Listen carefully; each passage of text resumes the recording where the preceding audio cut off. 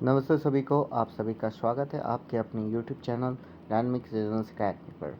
आज इस वीडियो में D2D यानी कि बीटेक लेटरल एंट्री की काउंसलिंग का जो नोटिस जेसीबी की तरफ से जारी किया गया है उसी के संबंध में महत्वपूर्ण जानकारी दी जाएगी। तो देखिए, जो एग्ज़ाम आपका हुआ था D2D का, उसका रिजल्ट भी जारी हो गया और अब उसका काउंसलिंग का नोटिस भी आ चुका है और झारखंड पॉलिटेक्निक और डिप्लोमा लेटरल एंट्री की काउंसलिंग का पहले ही आ चुका है।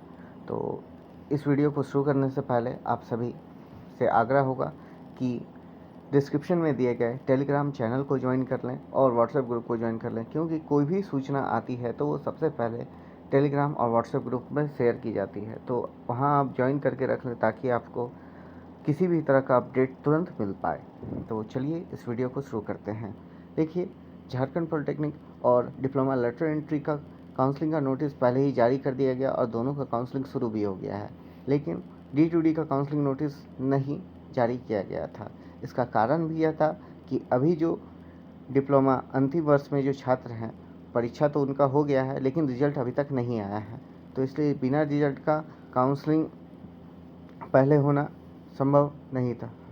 तो अब देखिए कि ऐसा डेट से आपका चालू हो रहा है कि उस समय तक ये संभावना है कि आपका जो रिजल्ट है जारी कर दिया जाएगा। तो चलिए इस वीडियो को शुरू करते हैं। देखिए, अभियंत्रण संस्थानों के शैक्षणिक वर्ष 2023-24 में अभियंत्रण यानी कि इंजीनियरिंग वार्षिक प्रवेश मतलब कि लेटरल एंट्री पाठ्यक्रम में आपका जो विभिन्न शाखा यानी कि ब्रांचेस है उसमें नामांकन हेतु ऑनलाइन काउंसलिंग करवाया जा रहा है, ऑनलाइन साक्षात्कार करवाया जा रहा है। उसी से संबंधित ये महत्वपूर्ण सूचना है।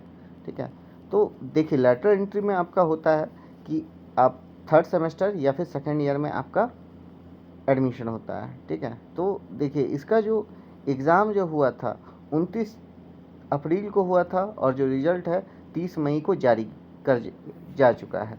तो ठीक है, तो परीक्षा में उसका मेरिट लिस्ट बना था, रिजल्ट में सभी लोग उसको देख पाए होंगे। अभी भी वो जेसीबी का साइट पे डाउनलोड कॉलम में अवेलेबल है। ठीक है, अब यहाँ पे कि देखिए कि जो यहाँ पे सीट होगा अलग अलग कॉलेज का अलग अलग ब्रांच में विथ मतलब कि कोटा वाइज सीट जो है उसका जो सीट मैट्रिक्स है आप लोग डाउनलोड सेक्शन में देख सकते हैं, नहीं तो फिर वहाँ पे ऑल काउंसलिंग में जाकर आप देख सकते हैं। तो आप लोग अब काउंसलिंग करेंगे कैसे? ठीक है, काउंसलिंग को लेकर झारखंड पॉलिटेक्निक का हम लोग वीडियो बनाए थे, तो उसमें हम लोग काउंसलिंग का सारा प्रोसेस समझा चुके हैं, तो वो भी वीडियो को आप चेकआउट कर सकते हैं। देखिए, यहाँ पे आप काउंसलिंग करना है तो आप लोग वहाँ पे देखेंगे कि all click here for all online counselling JCB में 2023 का लिंक में जाइएगा, वहाँ पे आपको लेटरल एडमिशन इंजीनियरिंग का उसमें ऑप्शन देगा, उसी में क्लिक कीजिएगा तो फिर आगे आप प्रोसेस में बढ़ जाते हैं। ठीक है, तो उसमें जो जो आपको लिखना है, सबसे पहले तो आपको अपना एप्लीकेशन नंबर और पासवर्ड वहाँ से जनरेट करना होगा, जो आपकी ईमेल आईडी या फिर फ़ोन नंबर पे आ जाएगा। ठीक है, अब वहाँ पे आगे बढ़ेंगे तो फिर आपको अपना पेमेंट करना होगा, जो आपको credit card, debit card, net banking, ठीक है, यूपीआई के माध्यम से आप पेमेंट कर सकते हैं। तो देखिए कि आपका जो फ़ी क्या है, काउंसलिंग फ़ी क्या रहेगा। तो देखिए, जनरल, EWS, BC1 और BC2 कैटेगरी के जितने भी स्टूडेंट्स हैं, कैटेगरी के जितने भी स्टूडेंट्स हैं, उनका काउंसलिंग फ़ी 400 रुपये रहेगा। और जो फीमेल कैंडिडेट्स हैं सभी कैटेगरी के, उनका फ़ी 250 रुपये रहेगा। और SC ST के जो भी कैंडिडेट्स हैं, बॉयज़ कैंडिडेट भी हैं, तो उनका भी फ़ी 250 रुपीज़ लगेगा।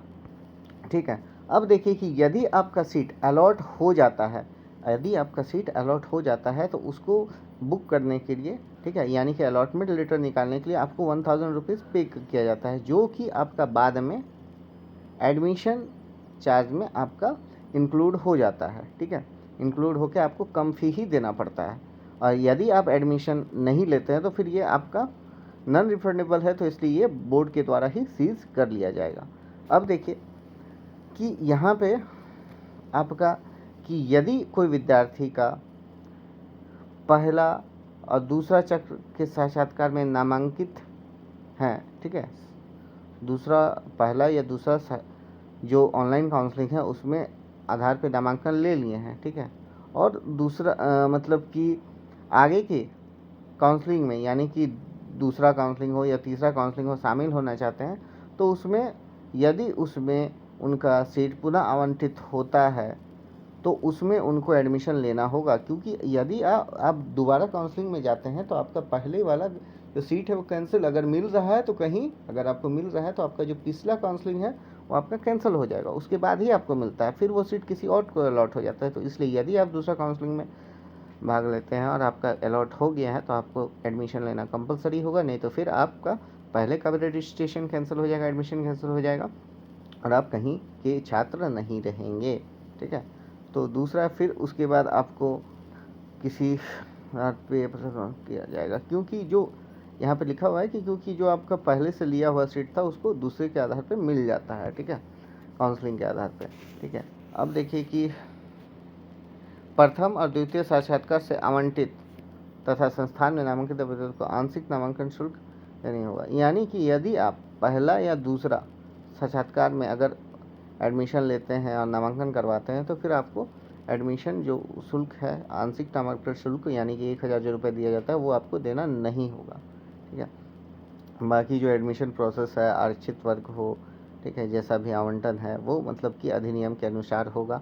ठीक है, निर्धारित तिथि पे अगर आप अपना नामांकन नहीं लेते हैं अपना कॉलेज में, जो आपको डेट दिया गया है, अभी मैं डेट के बारे में बताऊंगा कि कब आपको कब काउंसलिंग करना है, कब आपको उसको एडिट करना है, कब जाके एडमिशन लेना है। अगर उस डेट में अगर आप एडमिशन नहीं लेते हैं तो जो आपका अलॉटमेंट है वो आपको कैंसिल हो जाएगा, फिर आपको काउंसलिंग में बैठना होगा, फिर उसके बाद आपको सीट मिलेगा तो मिलेगा। ठीक है, तो देखिए यहाँ पे पहला काउंसलिंग का डेट दिया गया। पहला काउंसलिंग का डेट में यही है कि जो स्टार्ट है आपका चॉइस फिलिंग का 16 जून से शुरू होगा। ठीक है, और 21 जून को ख़त्म हुआ। ठीक है, 16 जून से शुरू होगा, 21 जून को ख़त्म होगा।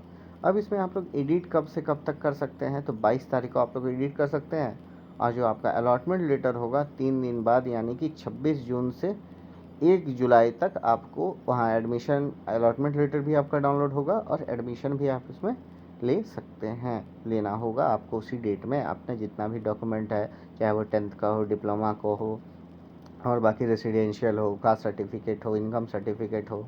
ठीक है, तो वो सब आपको देना होगा।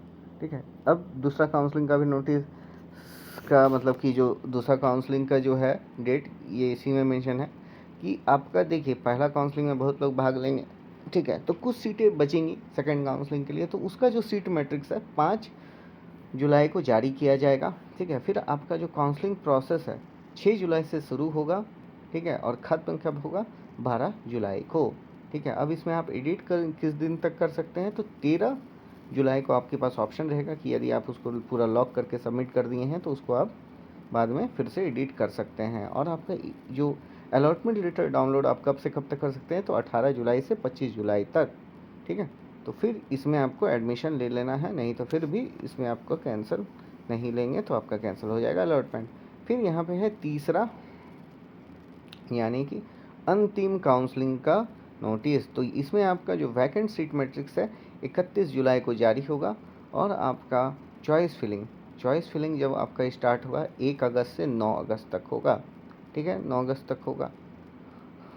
उसके बाद जो आप चॉइस फिलिंग का ऑप्शंस हैं, ठीक है, चॉइस का आप एडिट करने का 1 अगस्त से 9 अगस्त दिया हुआ है आपका स्टार्ट डेट लास्ट डेट, तो एडिट आप 10 अगस्त को कर सकते हैं, और जो प्रोविज़नल अलॉटमेंट लेटर है उसको आप 18 अगस्त से 28 अगस्त तक कर सकते हैं, और डॉक्यूमेंट वेरिफिकेशन उसी दिन में होगा।